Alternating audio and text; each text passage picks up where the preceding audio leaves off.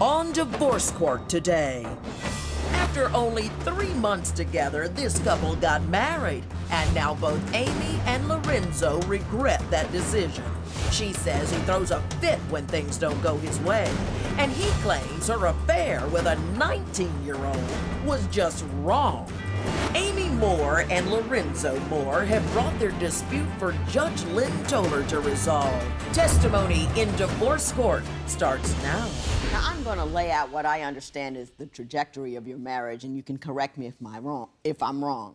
Mrs. Moore, you say that you started off as a booty call because Mr. Moore had a girlfriend at the time, and you had a husband and a boyfriend at the time.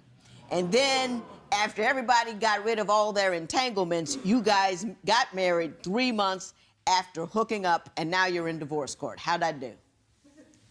Hey, Your Honor.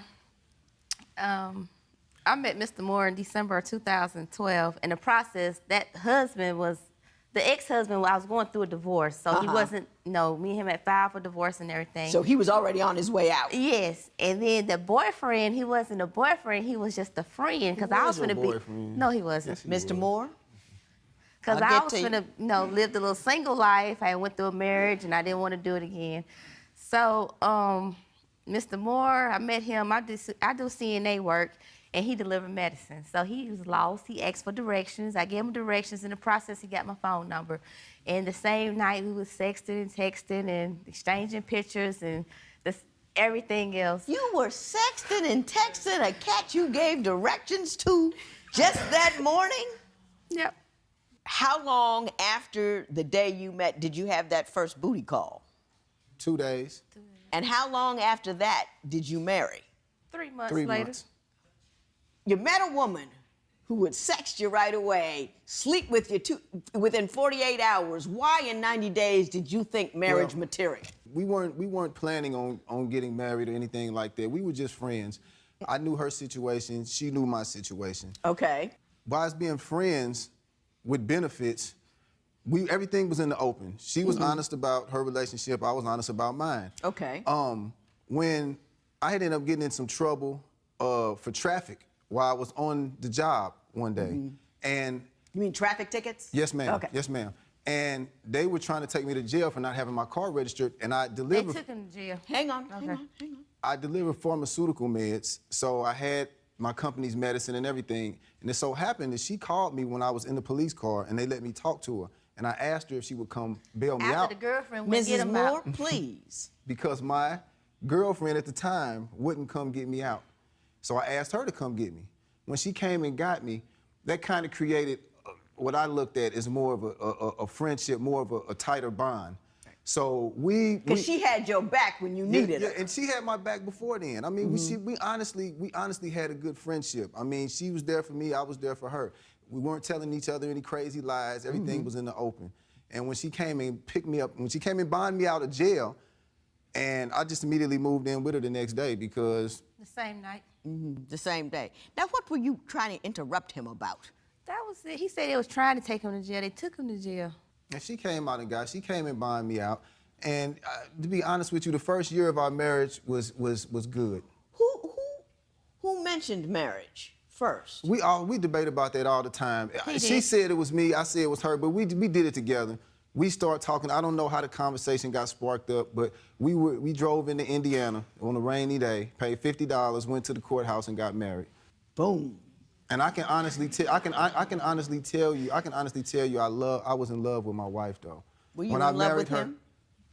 Yes. What went wrong? No, you weren't. You told me you wasn't in love with me. You told me that you... No, at the time, She told me that she Did grew you to, tell she that told me man she you grew weren't to really love me. married? I felt like I was in love. She told me that she grew to love me after time. I told her that I loved her before I even moved in with her. I called her like 3 in the morning one day, and I told her I loved her because that's how I felt. Well, you know, Mr. Moore, growing to love somebody over time, that's not a bad thing. That's a deep, wonderful love, and it speaks to who you are because the more she knew you, the more she cared about you. Well, I accepted that. So, I'm trying to give you your props on that. I didn't want you to feel bad that she didn't love you right away because she learned to love you. Right. So, okay, so just trying to make you happy. Yes, ma'am. Okay. What went wrong, Ms. Moore?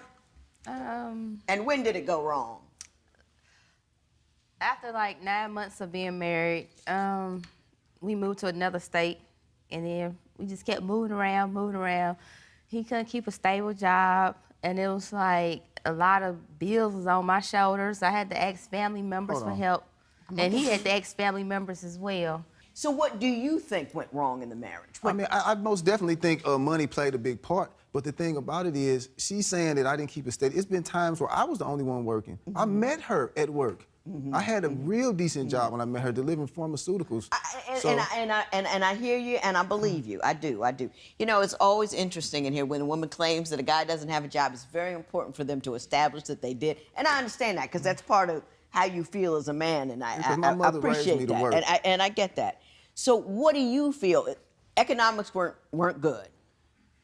I believe, despite your trying to work, it just wasn't enough. It wasn't enough. Plus, I think family was in our ear. Tell me about what you think the family was saying to you. I think it was certain family members that there was times that I was out of work and that she did work, but it never went a long period of time. What do you think her family members were saying to her? That she was taking care of me and I wasn't doing anything. But the thing about it is, we both come from what I call good stock. Right. I come from a good family, and she does too.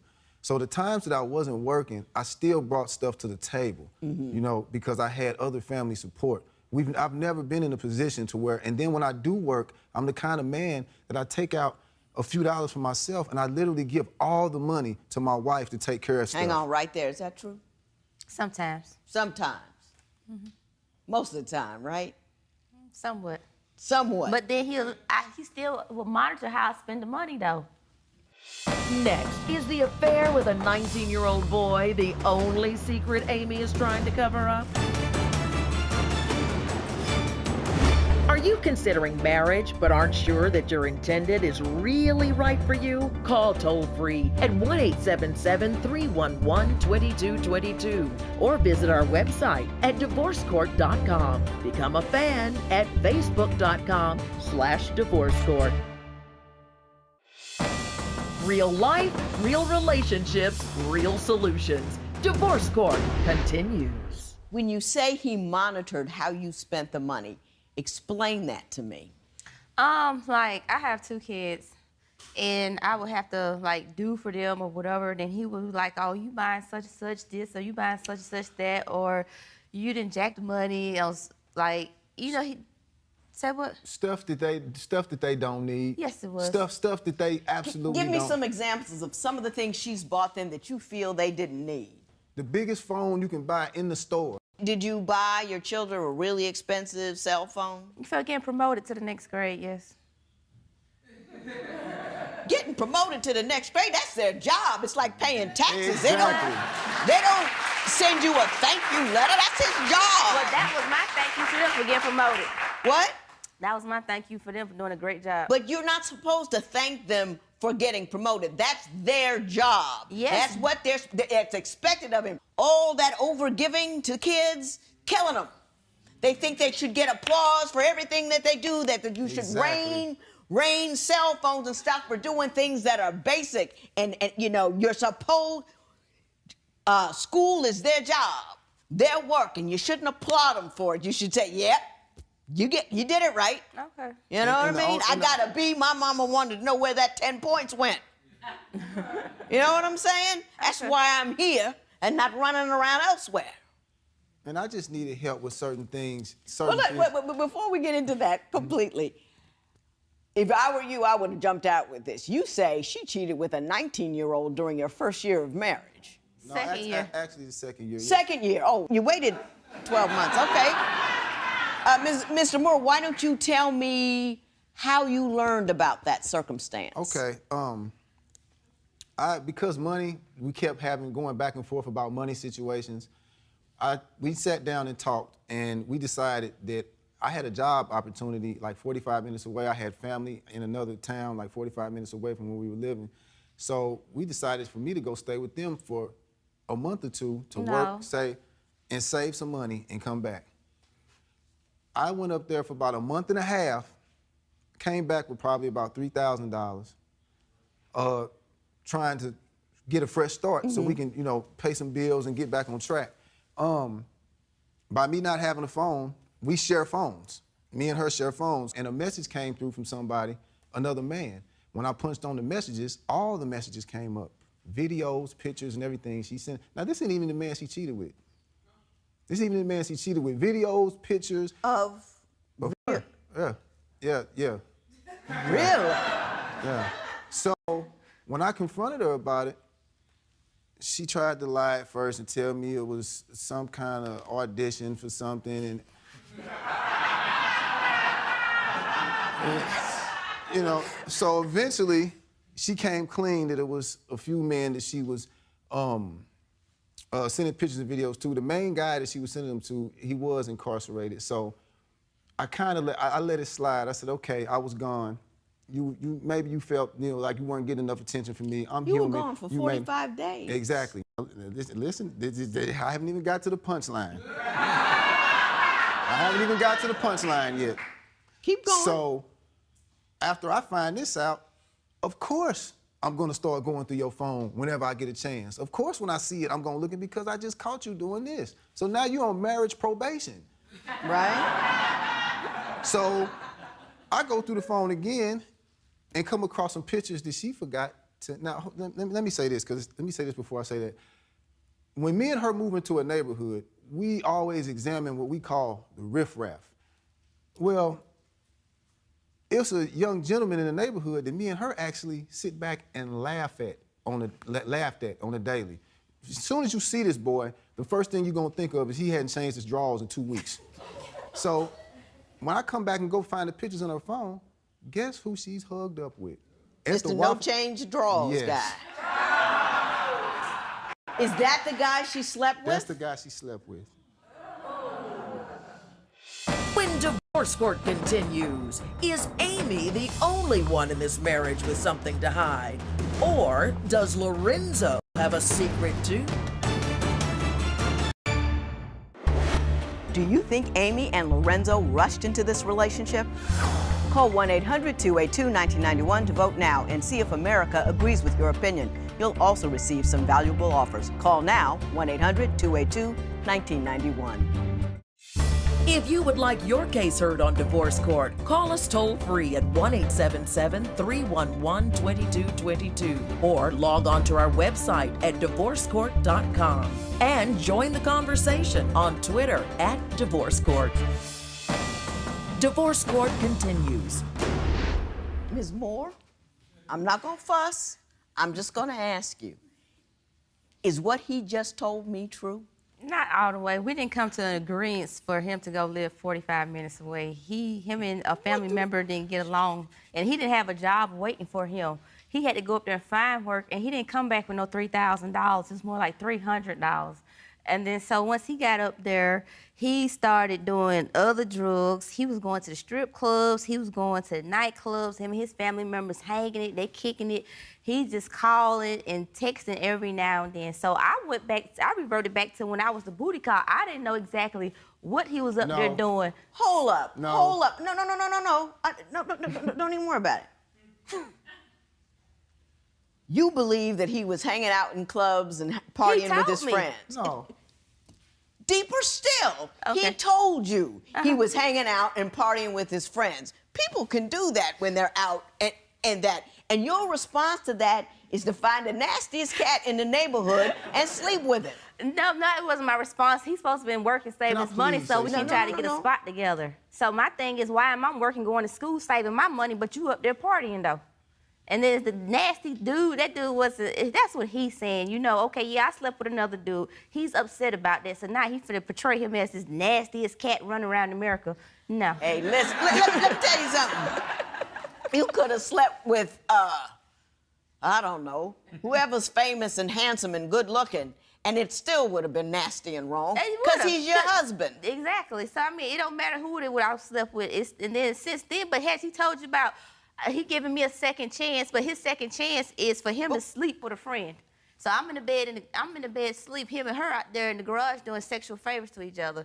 He done put an ad on a social site looking for cougars or whatever he's looking for. We can be together at the grocery store. He'll pull up on a woman and be like, hey, baby, can I go home with you? What's your phone number? All this type of stuff. Mr. Moore, your response to that? My response to that, thank you. My response to that, first of all, everything she was saying about me up there on drugs, she didn't even call me or contact me or talk to me. And then my family was telling me if I had a husband, there's no way I would go 45 days without cause. So I didn't have any friends. I didn't have any friends up there. Okay. I had my cousin. She's a female cousin. We went out a few times. Ex-stripper cousin. So? Family what does that have to do with anything? You know, I gotta tell you, your judgment is all off. You know what I mean? He goes away for 45 days and you think it's okay to sleep with somebody, but you're mad because he has a cousin that's a stripper. So what was he doing in 30 days, though? Tell me about the friend that she accuses you of cheating with. It was her idea.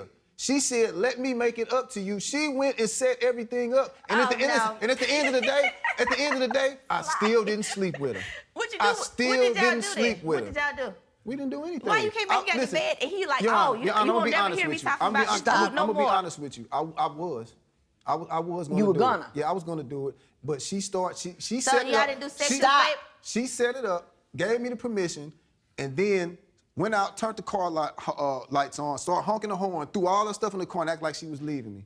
Did you do that? Yeah, when he's out there screwing another one. You set friend. it up.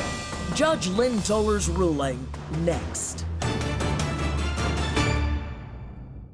It's time for you to call 1-800-282-1991 to answer today's question.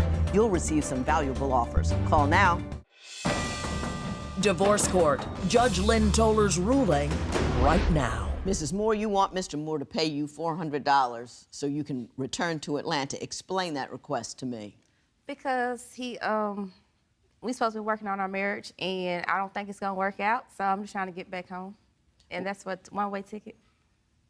So, did you move to marry him? We done moved like 20 times since we've been married. Are you working? Not right now.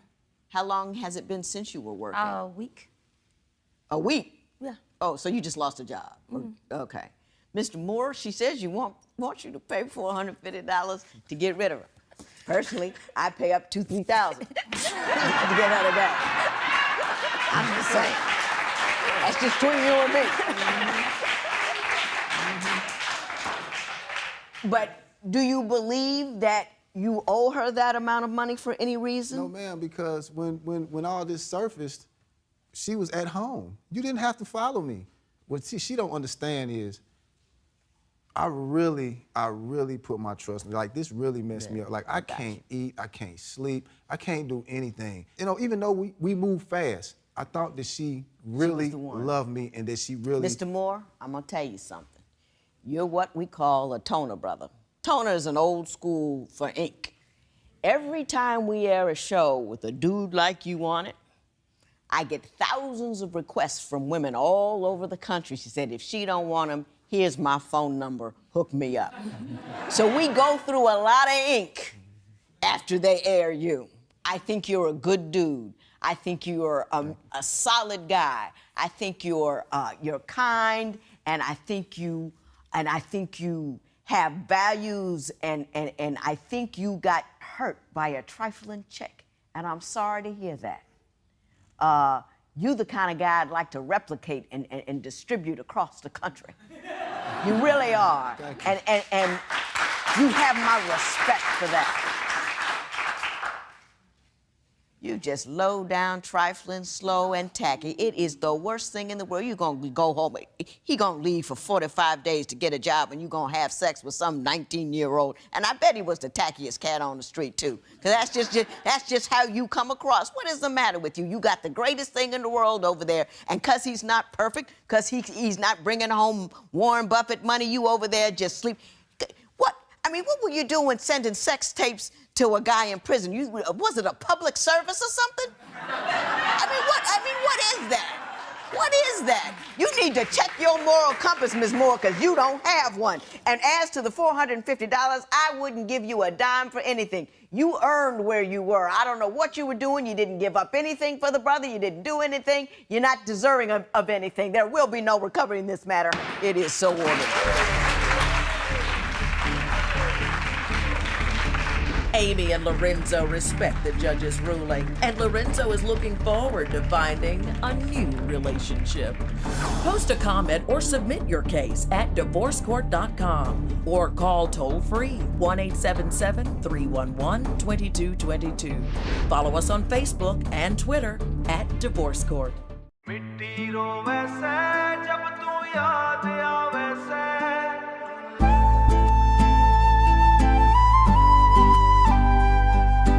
मिट्टी रोवे से जब तू याद आवे से मिट्टी रोवे से जब तू याद आवे से भीगी रात में तेरा नाम धीरे धीरे गावे से मुँह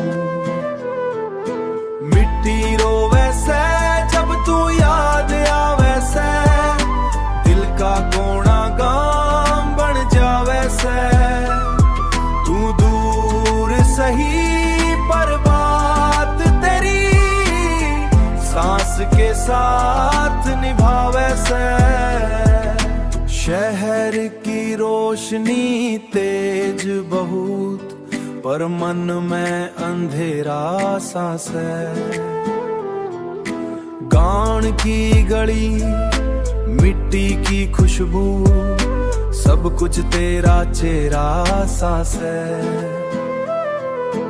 मिट्टी रोवे से जब तू याद आवे से दिल का कोना गाम बन जावे से तू दूर सही पर बात तेरी सांस के साथ निभावे से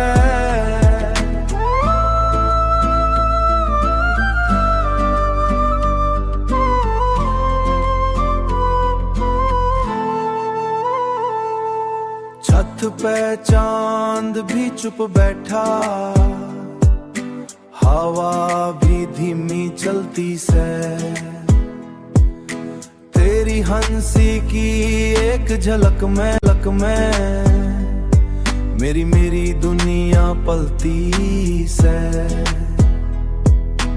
ना शोर चाहिए ना नाम बड़ा बस सच्चा सा एक अहरा प्यार गाम की मिट्टी दोनों मेरे सबसे खास मिट्टी रोवे से जब तू याद आवे से दिल का कोना के दिल फिर चल जा से